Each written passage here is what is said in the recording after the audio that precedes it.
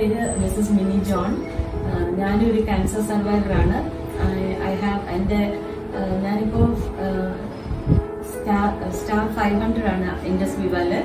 ഞാൻ റിച്ചേട്ടന് ഐപൾസ് കൊടുക്കുന്നുണ്ടായിരുന്നു. ഇപ്പൊ റിച്ചേട്ടൻ തന്നെ പറയും റിച്ചേട്ടന്റെ റിസൾട്ട് എന്താണെന്ന്. പറയും റിച്ചേട്ടൻ എത്രാമത്തെ ബോട്ടിലാണ് റിച്ചേട്ടൻ കഴിക്കാൻ? 3ാമത്തെ ബോട്ടിലാണ്.